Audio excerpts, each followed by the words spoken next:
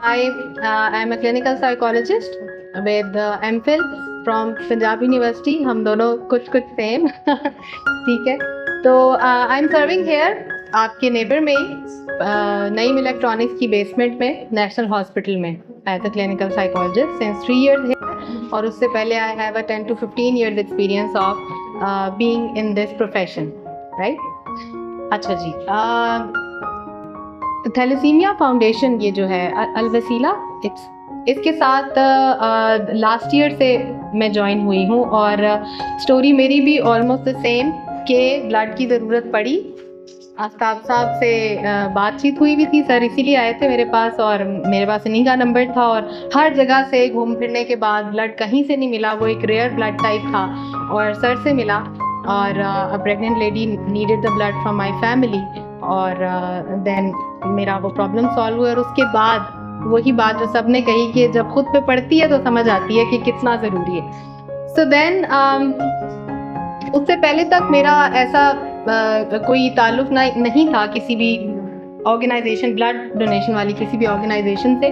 तो उसके बाद मुझे समझ में आई कि मेरी ज़ात से अगर किसी को फ़ायदा पहुंच सकता है मेरे प्रोफेशन के अलावा, तो वो ये एक ऑर्गेनाइजेशन है जिसको मैं यूज़ कर सकती हूँ। मैं ब्लड दूँ या ना दूँ, लेकिन मैं ऐसे लोग ज़रूर इकट्ठे कर सकती हूँ, उसमें हेल्प कर सकती हूँ लोगों को अवेयरनेस देकर कि जहाँ पर वो किसी को प्रोडक्टिवली हेल्प कर सकते हैं। Being a psychologist I can feel the pulse of the society, क्योंकि मेरे पास हर तरह के प्रॉब्लम्स के साथ लोग आ रहे होते हैं। मेरे प्रोफेशन से एक साहब अभी आए हैं, शबीर साहब, अस्सलाम वालेकुम, हाउ आर यू। ये हमारी पेव कम्युनिटी के आप इनको एडमिन समझ लें। हमारे पास जो अटक में जितने भी साइकेट्रिस्ट एंड साइकोलॉजिस्ट का हमारा ग्रुप काम कर रहा है।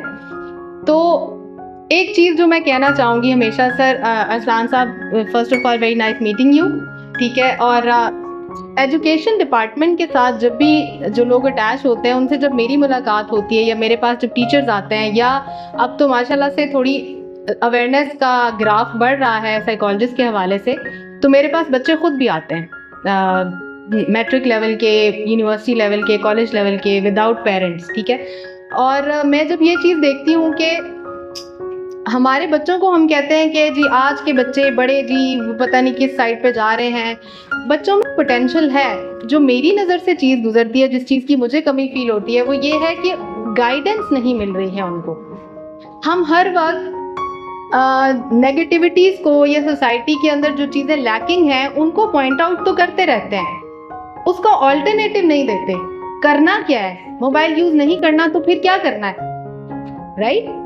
एक चीज़ के ऊपर मैं बात करना चाहूँगी। मेरे आज के सिर्फ 2 ही पिक्चर्स मैंने लगाई हुई थी, ऑलरेडी टाइम काफ़ी ज़्यादा हो गया, मैं ज़्यादा टाइम नहीं लूँगी। बट थोड़ा सा, चूँकि ये सेशन स्टूडेंट्स भी देखेंगे इंशाल्लाह, आई थिंक लाइव भी जा रहा है, थोड़ा सा अवेयरनेस मैं अपने प्रोफेशन के हवाले से देना चाहूँगी। एक बहुत बड़ा स्टिग्मा है हमारी सोसाइटी में अभी तक अनफॉर्चुनेटली कि जी साइकोलॉजिस्ट के पास जा रहे हो, पागल हो गए हो। तो बहुत सारे लोग जिनको ज़रूरत होती है वो इसलिए भी नहीं आते हैं कि यार ये क्या, लोग मुझे पागल कहेंगे।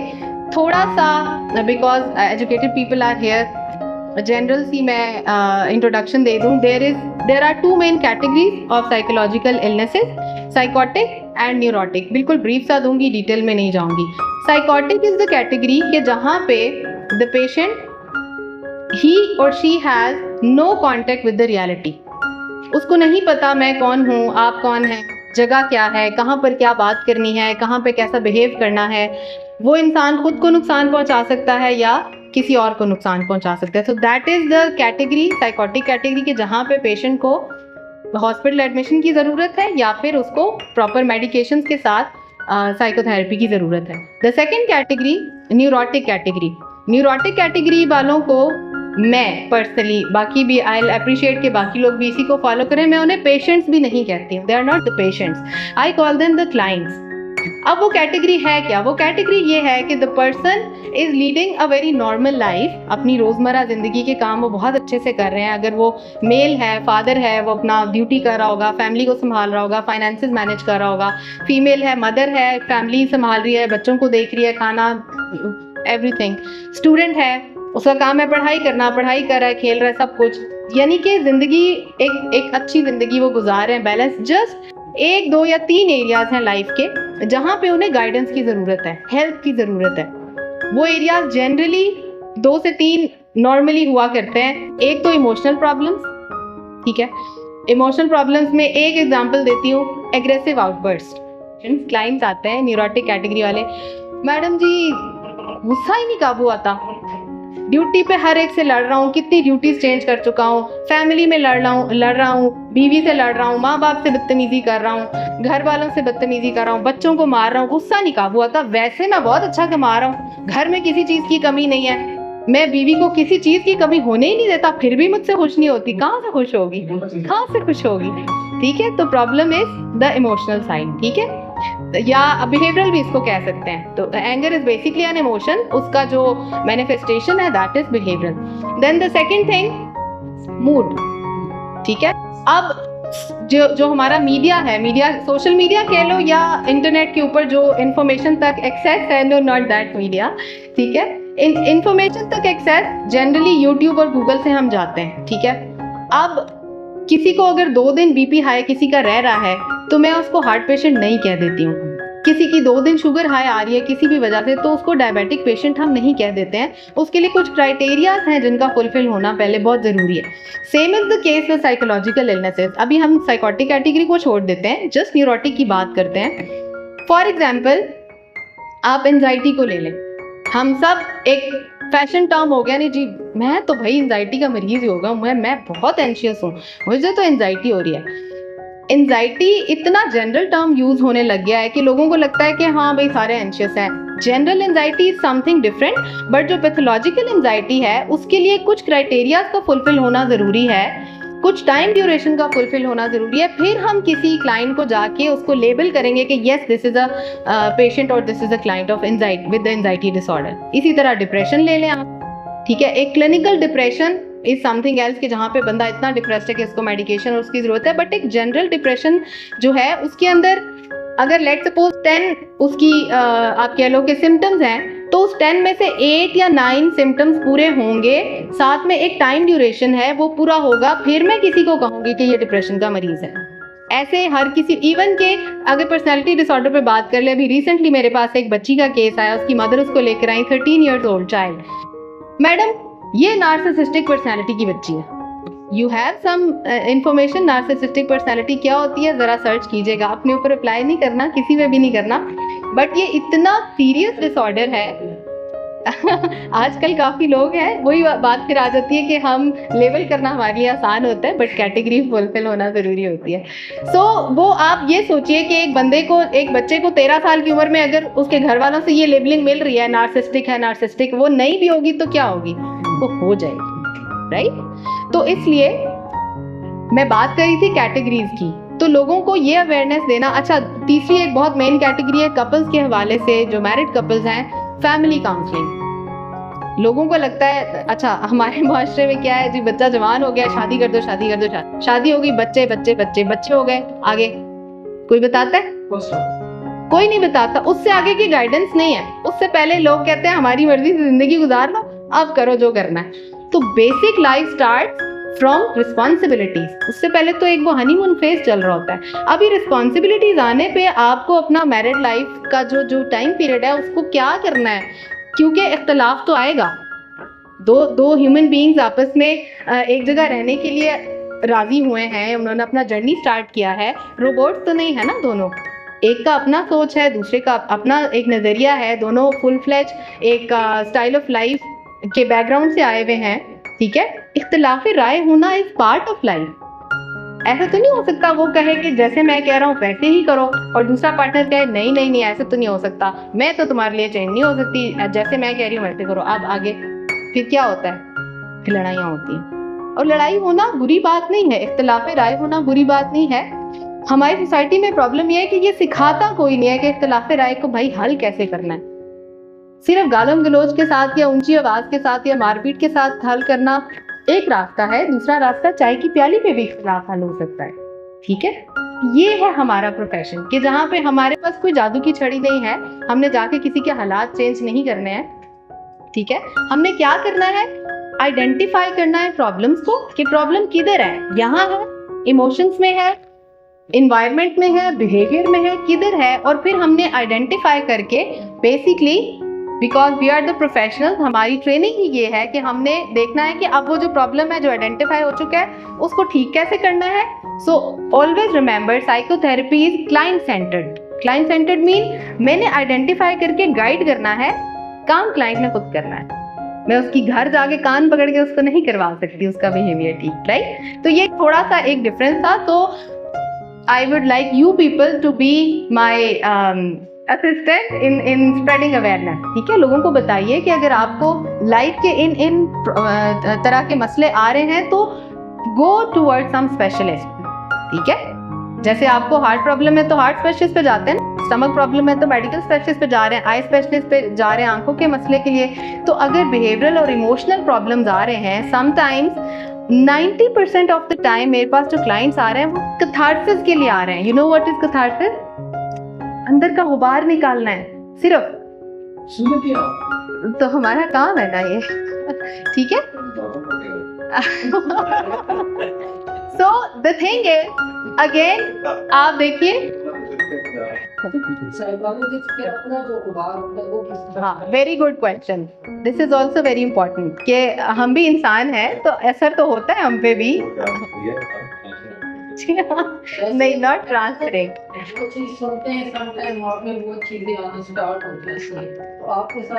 तो जब लोग ये कहते हैं कि साइकोलॉजिस्ट पागल होते हैं तो वो पागल होते हैं जो सारे को अपने अंदर ले लेते हैं। तो management is also required for us, ठीक है। मैं हमारे पास भी टेक्निक है, we can also need a psychologist for our therapy, और इसमें कोई बुराई नहीं है।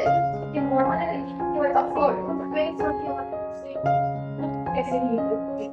very good question.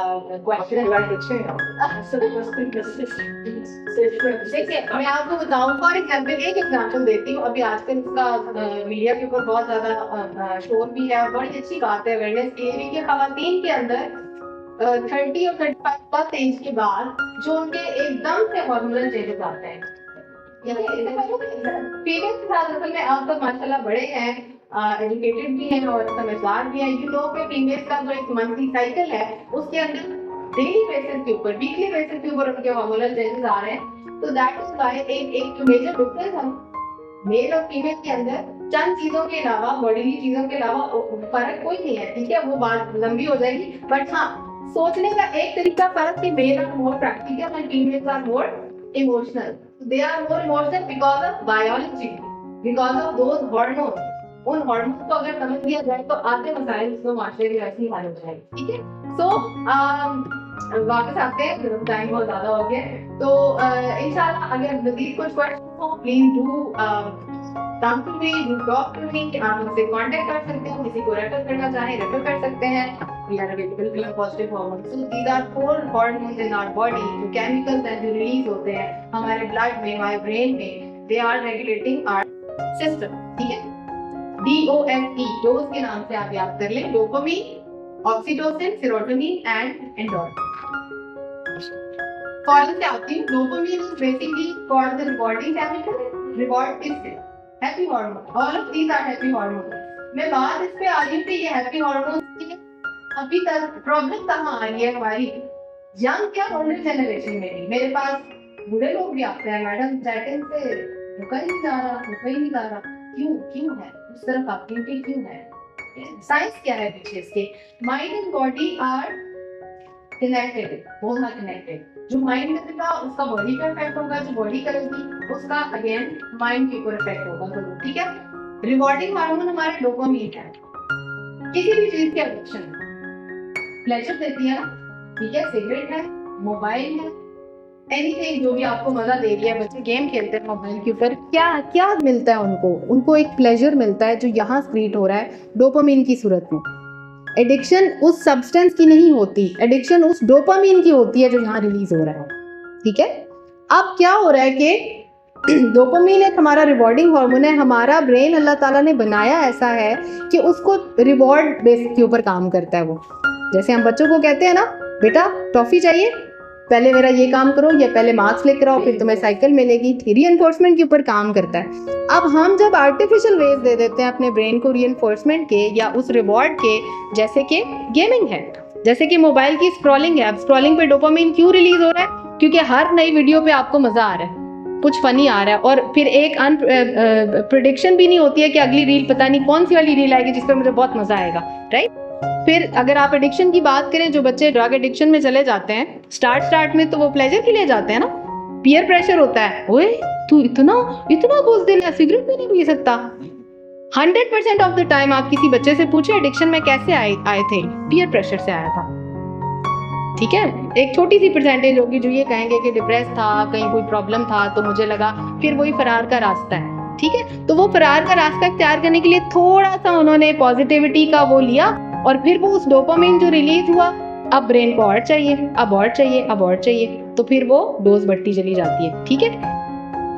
तो इसमें अब पॉजिटिव वेज क्या हैं? अब मैंने जैसे बात की कि हम इस बात पे तो बहुत टोकते हैं कि ये नहीं करना, ये नहीं करना, ये नहीं करना, तो भाई करना क्या है? तो फिर करना ये है, कंप्लीटिंग अ टास्क। डोपामिन नेचुरली कुछ तरीके हैं जो अल्लाह ताला के भी दिए हुए हैं कि उसमें वो नेचुरली आपके अंदर डोपामिन रिलीज होती है। कोई भी छोटा सा टास्क आप कंप्लीट करते हैं, ठीक है? खाना ही बना लिया फॉर एग्जांपल, आपकी मर्जी का टास्क आप चूज कर लेना, ठीक है? मैंने आज ये वाला क्वेश्चन करना है, मैंने आज टास्क आपने खुद को देना है, पहले उसकी इतनी इंपॉर्टेंस होनी चाहिए। आपने कोई लेट सपोज एक हफ्ते में 1 किलो वेट कम करना था, लेट सपोज ये आपका टास्क था, जब कर लिया तो that is going to create the dopamine in you. Gardening करनी थी, पौधा लगाया था, वो निकल आया, dopamine, natural dopamine releasing techniques है ना।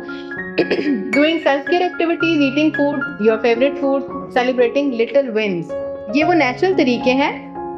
ये सिर्फ इसी पे ख़त्म नहीं है, मैंने जस्ट एग्जांपल के लिए दिया। आप आज जाके मोबाइल का पॉजिटिव यूज़ कीजिएगा, कि इनको सर्च कीजिएगा, which are the natural processes और natural things to do for releasing positive hormones. Oxytocin, this is called the love hormone. Parent child relationship या जो बॉन्डिंग है, माँ बच्चे के लिए रात को क्यों उठ जाती है, बाप बच्चे की परेशानी में क्यों तड़प के पहुंच जाता है, बिकॉज ऑफ दिस ऑक्सीटोसिन, ठीक है? Hugging your children, your parents, your friends, your loved one, that releases oxytocin. Hugging your pets, जो आपके घर में अगर कुछ जानवर है जिससे आपको बहुत ज़्यादा प्यार है, उसको पैट करने से, उसको पास रखने से आपका लव हार्मोन रिलीज होता है, okay? Playing with the baby, holding hands, hugging your loved ones. एक छोटी सी बात जो मैं हमेशा करती हूँ जब इस हार्मोन की बात करती हूँ, हमारा जो दीन है ना, बहुत फितरी दीन है, दीन इस्लाम। इसलिए नहीं कि मैं मुसलमान हूँ तो ये कह रही हूँ, लॉजिकली बहुत फितरी दीन है हमारा। इस्लाम में 1.5 दिन की मस्जिद बना के सेपरेट रहने को कभी भी इनकरेज नहीं किया गया, ठीक है? 5 वक्त की नमाज मस्जिद में पढ़ें, जुम्मे की नमाज बड़े इज्तिमा में, ईद की नमाज उससे बड़े इज्तिमा में। जब किसी से मिले हाथ मिलाएं, ऑक्सीटोसिन। जब किसी से मिले, मोनिका जैसे हम कहते हैं, हक करें, गले मिले, ऑक्सीटोसिन। तो ये इस्लाम ने तो इतने सारे आपको वेज दिए हैं, ठीक है? जब हम चैरिटी करते हैं, ठीक है, चैरिटी सदका देते हैं किसी भी सूरत में, ब्लड डोनेशन भी तो एक सदका है ना, ठीक है? तो that is also going to release oxytocin in you. When you make the other person feel loved, feel cared for, या जो कोई आपसे कोई प्यार का इजहार करता है, ठीक है, तो ये हार्मोन रिलीज होता है। दीन पे चलना सिर्फ ये सोच के चल लें कि बस इसमें खैर ही खैर है, हर चीज में लॉजिक है, हर चीज में खैर है। Then come the serotonin, this is the regulating hormone. दुनिया को, कायनात को रेगुलेट कौन सा एक ऐसा यूनिवर्स का पार्ट है जो कर रहा है डेली बेसिस पे? जल्दी से मुझे बता दें सोच के, क्या चीज रेगुलेट करती है? दिन होता है, रात होता है, कैसे होता है? अल्लाह तो कर रहा है। वो चीज क्या है? सन, सूरज निकलता है ना सुबह, फिर दिन स्टार्ट होता है, अर्थ की स्पिन है, सूरज निकलता है। सबसे बेहतरीन तरीका सेरोटोनिन नेचुरली रिलीज कराने का है अर्ली मॉर्निंग सन एक्सपोजर। फिर दिन की बात आ गई, हमारे दिन की नहीं, दुनिया का कोई दिन ऐसा नहीं है जो सुबह कहता होगा सोए रहें। सब यही कहते हैं ना सुबह उठें, तो उसका दीन के हवाले से तो है ही है कि नमाज पढ़नी है। सुबह उठ के अर्ली मॉर्निंग सन रेज का एक्सपोजर हमारे लिए बॉडीली और हार्मोन वाइज वो सबसे बड़ा सोर्स है हमारे पास सेरोटोनिन का, ठीक है? देन अदर कुछ और भी और इसमें लिखे हुए हैं। Then the endorphin, this is a natural pain killer of the body. Pain killers हम खाते हैं ना, दर्द हो रही है, डॉक्टर साहब ने पहले तो पलंदा पेन किलर्स का देते हैं ना डॉक्टर हजरा, ठीक है? और आपको पता है कि वो स्टमक का क्या हाल करते हैं, ठीक है? आप ये चीज नोटिस कीजिएगा कि जो लोग रेगुलर वर्कआउट करते हैं, चाहे वो मेल हो चाहे फीमेल हो, पेन को बियर करने की उनकी जो कैपेसिटी है वो ज़्यादा होती है as compare to the other people जो नहीं करते। क्यों होती है? वर्कआउट करने से आपके एंडोर्फिन रिलीज होते हैं जो कि आपका नेचुरल पेन किलर है। समझ आ गई बात? तो एक्सरसाइजिंग है, लाफिंग है, बाकी कुछ एसेंशियल ऑयल्स का मसाज है, डार्क चॉकलेट्स है। अब आपका ये काम है कि आपने जाके आज ढूंढना है कि डोज DOSE ये डोज के 4 पॉजिटिव हॉर्मोन्स में आती हूँ, मैंने नेचुरली कैसे लेने हैं। ठीक है, तो अब अगर हमें बच्चों को या खुद को भी इनफैक्ट खुद को भी फजूल स्क्रॉलिंग से बचाना है तो ऑल्टरनेटिव वेज चूज करें। बच्चों को ये मत कहें मोबाइल मत देखो मत देखो मत देखो, ये बताएं कि क्या करना है। देयर इज अ थ्योरी, आप पता नहीं आपने सुना है कि नहीं, अगर आप थोड़ी सी अपनी इमेजिनेशन को थोड़ा एक्टिव करें और जो मैं कहूँगी वो इमेजिन करिए। ठीक है, डोंट थिंक अबाउट एलिफेंट। फिर क्या आया आपके माइंड में, इमेजिनेशन में आया ना एलिफेंट। हमारा ब्रेन ना को नहीं सुनता, डोंट का वर्ड उसको समझ नहीं आता। बच्चों शोर ना करो, शोर ना करो, शोर ना करो, मोबाइल यूज ना करो, ना करो, ना करो। ना का वर्ड नहीं समझ आता, उसका ऑल्टरनेटिव बोलना शुरू करें बड़ों को। एक चीज और, ब्लड डोनेट करते हुए, ब्लड डोनेट करने से भी आपको ऑक्सीटोसिन रिलीज होता है, तो ये एक पॉजिटिव बात हमारे लिए। ठीक है, so I am happy to be part of this society and I will encourage all the people के try to be productive member of the society. उसके लिए तरीके ढूंढें जैसे जैसे आप कर सकते हैं। ठीक है, थैंक यू सो मच।